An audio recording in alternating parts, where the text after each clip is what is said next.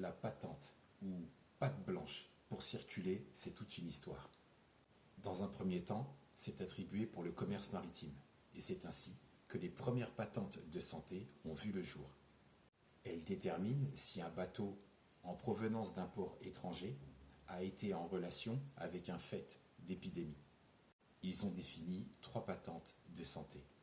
La patente nette, la patente suspecte, la patente brute. La patente nette, c'est quand le capitaine garantit qu'il n'y a eu aucun échange avec une quelconque et malheureuse configuration d'épidémie. La patente suspecte a lieu d'être s'il y a suspicion de contamination. La patente brute, c'est quand on est au courant que le bateau concerné était précédemment amarré dans un port touché par une contamination ou une épidémie.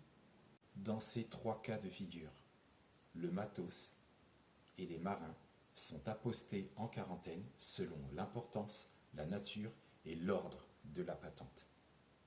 Mais plus tard, cette organisation s'étiole sur la terre ferme, en dehors des zones maritimes, donc sur les voies terrestres.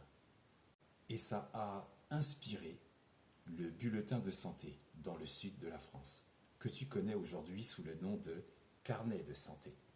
Puis, employé en Italie dans les débuts du XIVe siècle et bien installé à compter du XVe siècle.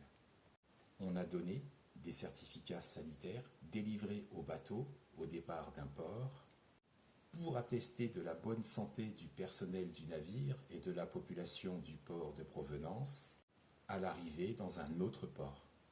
Ça leur évitait donc des longues périodes de quarantaine.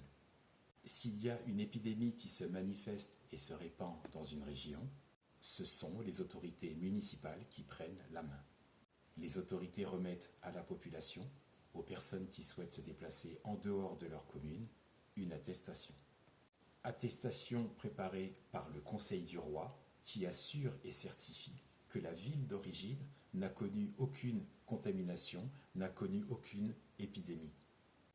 Oui, tu as bien compris, c'est bel et bien l'ancêtre du 16 mars 2020 et sur la création de l'attestation du déplacement dérogatoire.